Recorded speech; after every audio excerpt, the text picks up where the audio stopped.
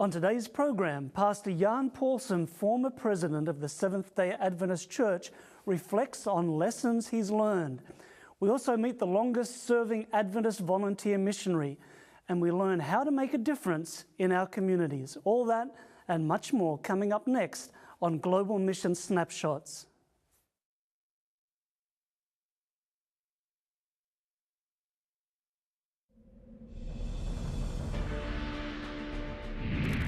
Just before he went up to heaven, Jesus gave us a command.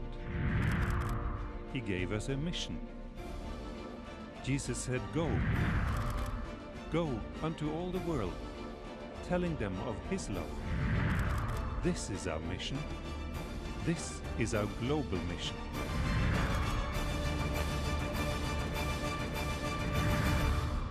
Hello, I'm Gary Krause, and welcome to Global Mission Snapshots. Today we'll be talking with Dr. Helen Hall about community services and how Adventist small groups are touching the lives of people around them. We'll also hear what Pastor Jan Paulsen has learned from a lifetime of service as a missionary, educator, and church leader. And we'll meet an incredible Australian who is the longest-serving Adventist volunteer missionary. Over the years, Helen Hall has affected the lives of thousands of children through teaching in refugee camps in Southeast Asia. But first, let's travel to the country of Greece and see the impact that an international church has made on one man from the Democratic Republic of the Congo. Greece is home to many significant events throughout history, especially in the Bible. The large city of Athens has evolved over time, but still holds on to its historic culture. Today, thousands of immigrants from all over the world live in Greece. My name is Michel Kiembo. Michel is from the Democratic Republic of Congo. He has lived in the city of Athens for some time now. When he moved here, he was not an Adventist. Michel attended other churches, seeking what God really wanted for him. He met an Adventist who invited him to church, and he believed what he heard. I attend the church and I like it and I appreciate the way they're preaching and the way the people are, or they're doing this in the church. Now Michel plays an active role in reaching African immigrants who are seeking the way he once was. He is a part of a Bible study that meets weekly. They discuss various topics, and the people are focused on learning all the lessons from the Bible. Not all of the immigrants speak the same language, so Michel uses his gift of language to translate the words of the pastor. I am there with one of the elders of the church, and he is giving the Bible studies, and I am translating for immigrant people from my country, from Congo. And after the service of the Bible studies, they are sharing what you have of food, and we enjoy together and the fellowship of the fellowship. The Bible study transitions from studying the Bible to sharing a meal together. The visitors enjoy the opportunity for fellowship. As you can see, the apartment is so small they have to limit the number of people who attend the meetings. The church in Greece prays for a new building that can be used to share Jesus with immigrants.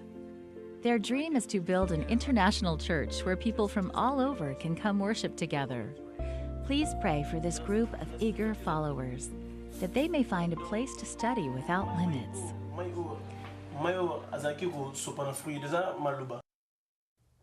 It's my pleasure to introduce my friend and colleague, Dr. Helen Hall, who is the Director of Adventist Community Services for the Seventh-day Adventist Church. Helen, thank you for joining us. Oh, it's so good to be here. Community services, what do we mean by that? It means being salt and light in the community. It means coming out of our fortress and going out and making the community a better place because our church is there. And so it's all through the church. That is the part that I specifically work with to motivate churches to be transforming agents in the community. Wonderful. And we've talked about this many times, about how we need to, as church members, get off our pews and actually engage in the community like Jesus did. Yeah. Now, you get to see many examples of Adventist community services in action. Tell me about what you have seen in Korea.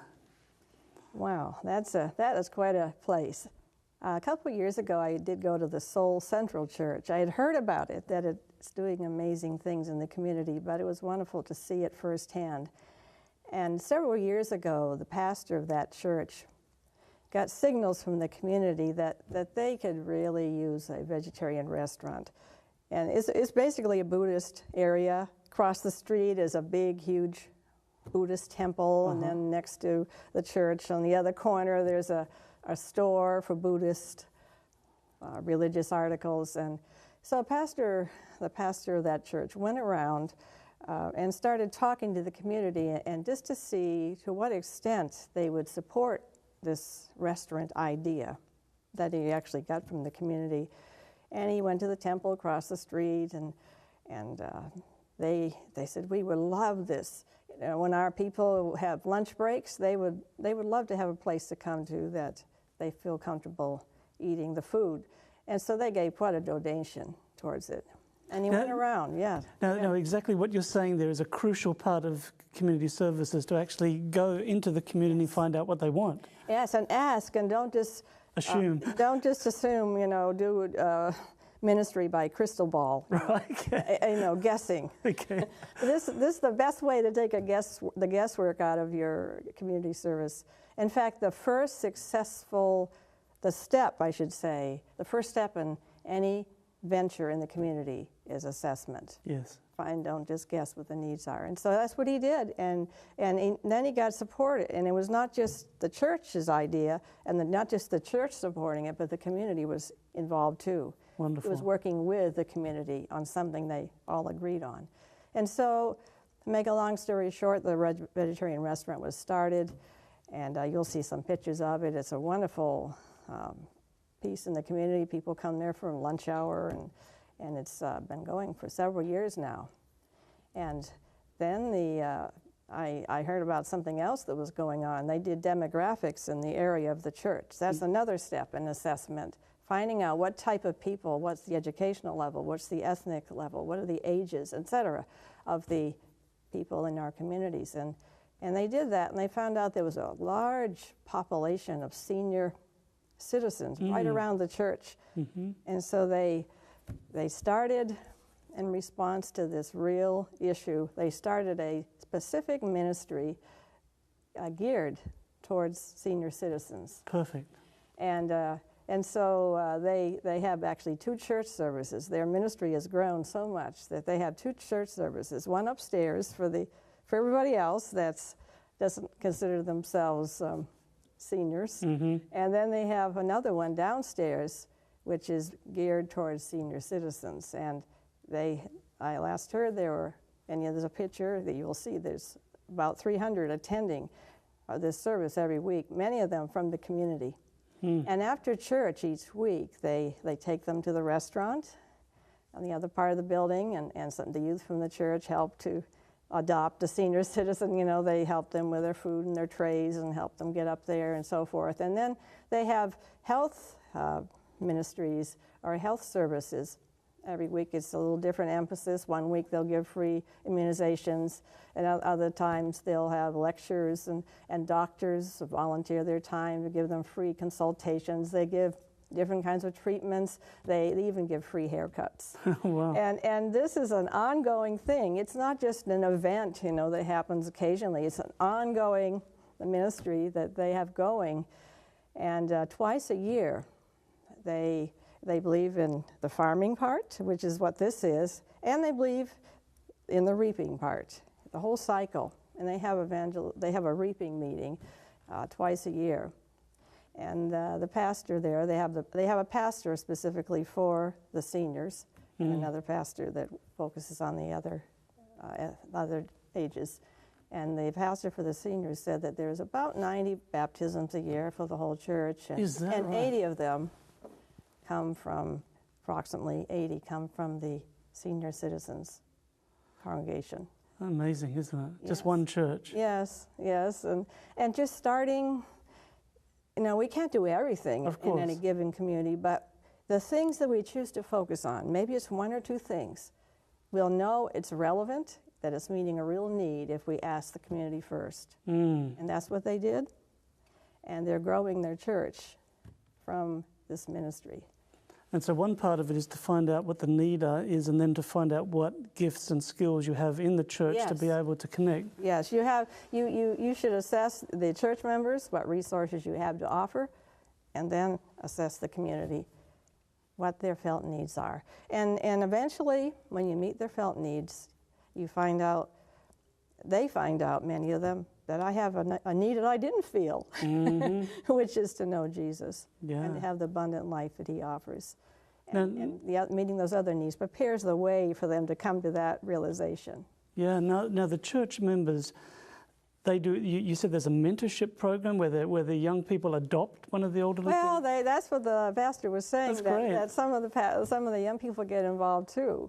And it's an exciting church to be in. Yeah, fantastic. Mayellen, thank you so much for sharing with us today. That's an exciting story. The viewers at home, we sometimes think about church as being a building, as a place where we go to meet once a week. Right. But actually we are called to actually leave the pews and actually be salt and light, as Mayellen said, in the community. And I encourage you to find out ways that you too can be involved, and not just warming up a pew, but to actually be engaged, connecting with the community like Jesus.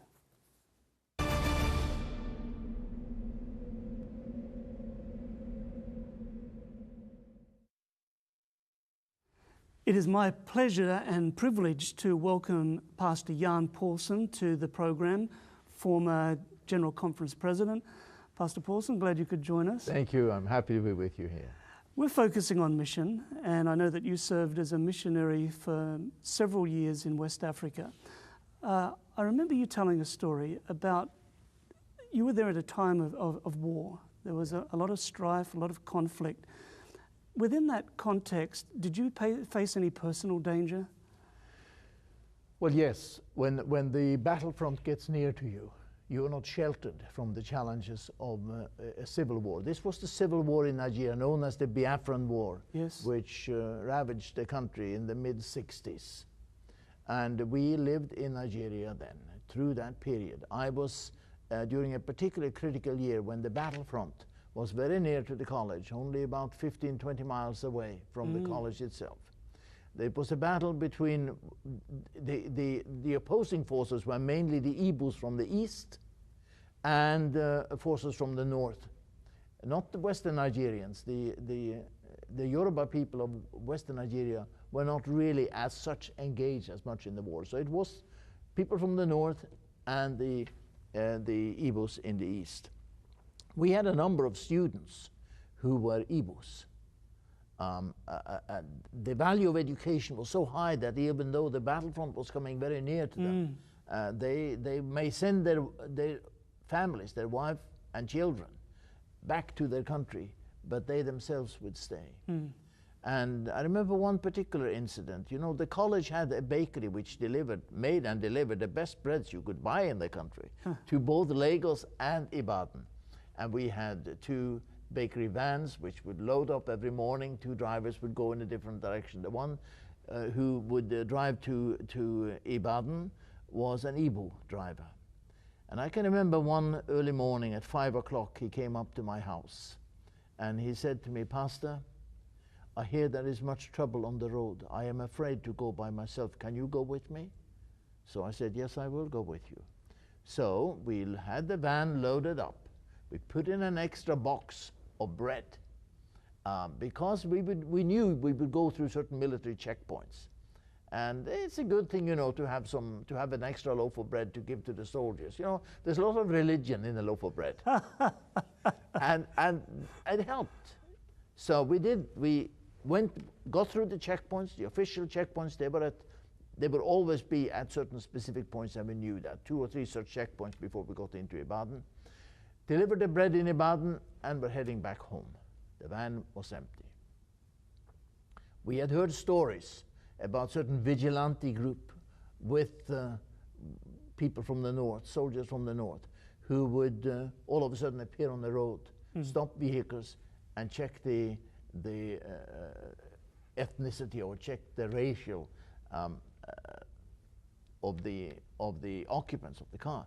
And as we were coming on the way home, we came around a sort of a slow, lazy bend in the road, and we saw half a dozen men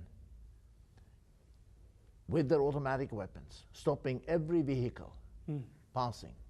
And they would just ask, they spoke English very, very poorly, and they would just ask of the occupant, which nation, meaning which tribe. They stopped ours, asked which nation. They really didn't need to ask, for the tribal marks of my driver gave it away before he said anything. So they knew he was an Igbo. And they were drunk, and they could speak very little English. They were clearly had more than their fair share of palm wine, and they were waving these automatic weapons around and pointing it inside through the window into the van. And so they said to my driver, "Come out." And I opened the door on my side to come out. No, they said, "No, stay." They wanted me to stay. I did not want my driver to go out. I knew what would happen to him if they took him out. There were too many stories about Igbos who had been plucked out of the cars and whose bodies were found by the roadside. So I said to him, "Stay here." So I began to talk to the one I thought was the leader. And for the next 15, 20 minutes, I just talked to him. Afterwards, even immediately afterwards, I had no recollection of what I said to him. Is that right? None whatsoever. But the others, they lowered their weapons, and they came over to the van, and they stood there quietly, listened to us.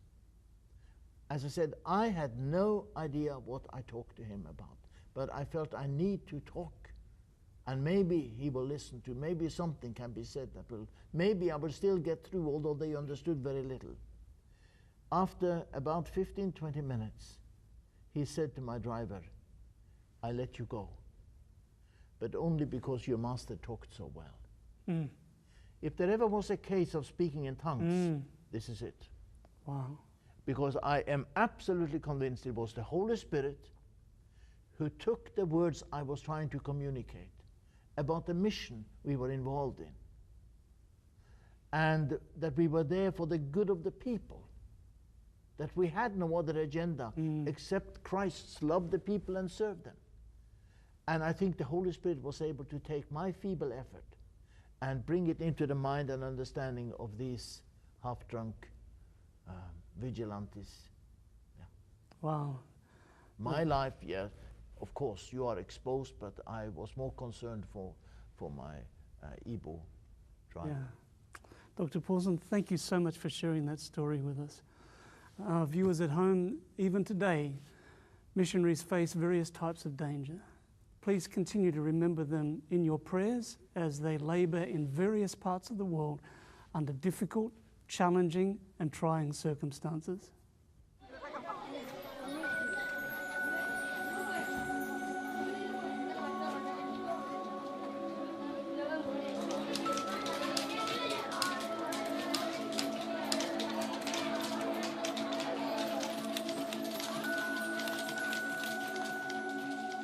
If you have just a roof over your head and enough space, you can work, and the kids can learn.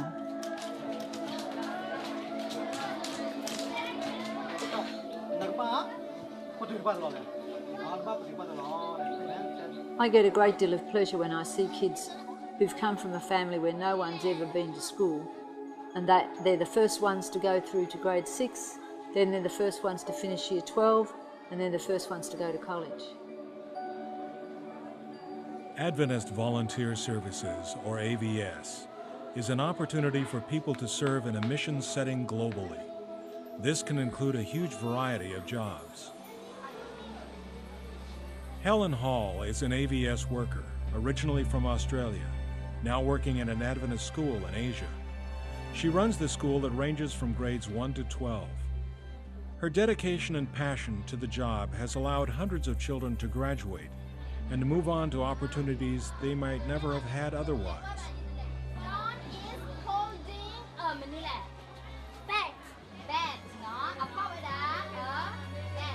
The mission at this school is for students to receive a quality Adventist education, both academically and spiritually.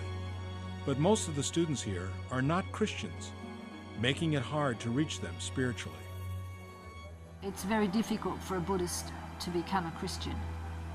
And if they do it too quickly, then it causes big problems in their family. But if they wait and go a little more slowly, then they can get by. Helen's experience has taught her what works and what doesn't work in reaching the students. She has had quite a bit of success in teaching her students about Jesus. Well, a normal day we try to get everybody at worship by 8:30 or 8:20, and then we just go through the classes.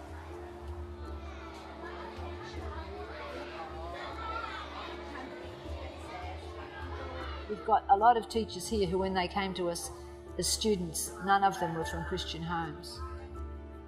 And they're wonderful workers now. After students graduate, they will usually go on to university. After university graduation, some students agree to come back to the school and work a certain number of years. This is how Helen has guaranteed workers to keep the school running. Some people have to do a ton and you can't do it. Oscar gloved and choked over his glass of water. Such a display of wit from Dad was almost unknown. She teaches right along with the other teachers. Students pay close attention to the valuable lessons she gives in a variety of topics including sciences, English, math, and the Bible.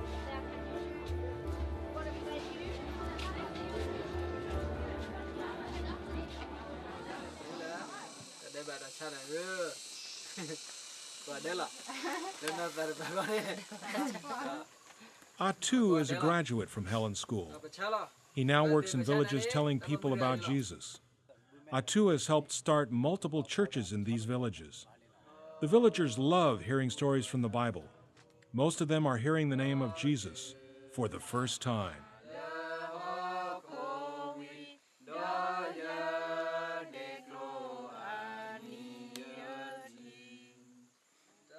Atu knows that God has blessed him with the opportunity to do this. He gained a strong grasp on the Bible while at Helen's school and is now passing on his knowledge to others. He is just one of many graduates using what they have learned in school for God's glory.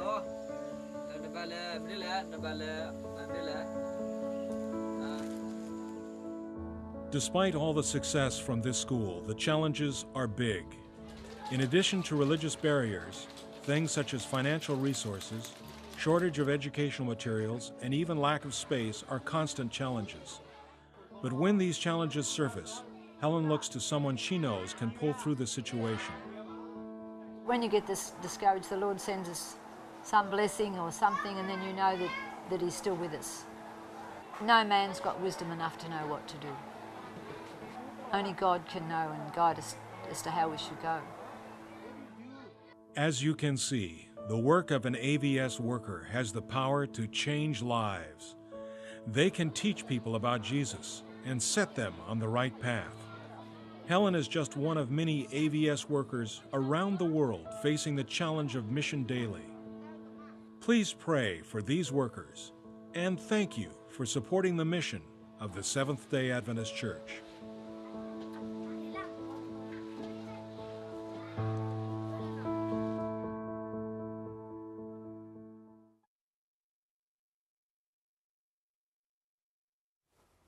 Well, that's about it for today's program, but before we go, we have a free gift for our supporters in North America. It's an Adventist Mission tote bag.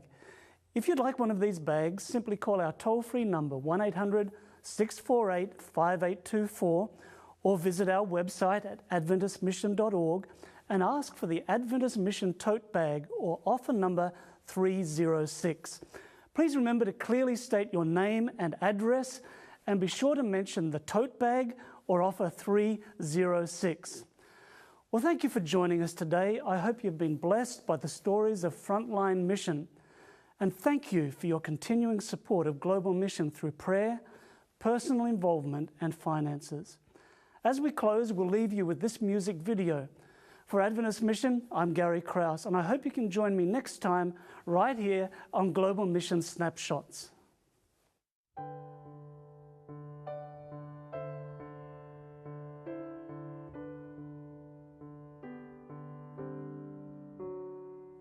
Por saber quem tu és, teu poder, tua glória, eu me inclino a teus pés, Senhor.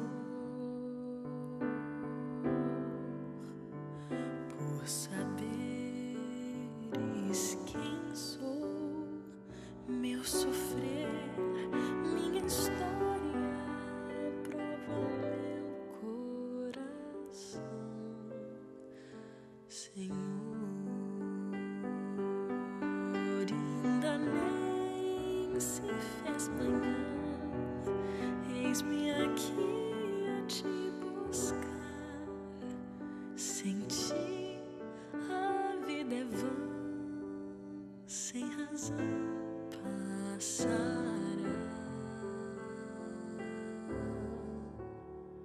Madrugada foge o sono, e é tão bom saber que estás aqui, Senhor.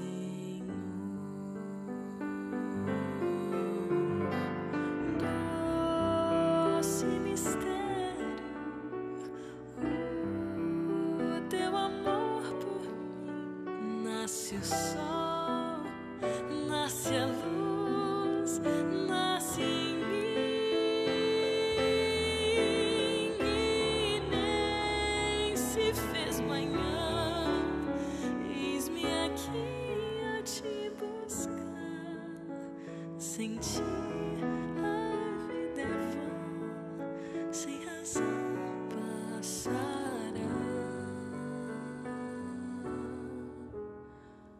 Madrugada foge o sono, e é tão bom saber que estás aqui, Senhor.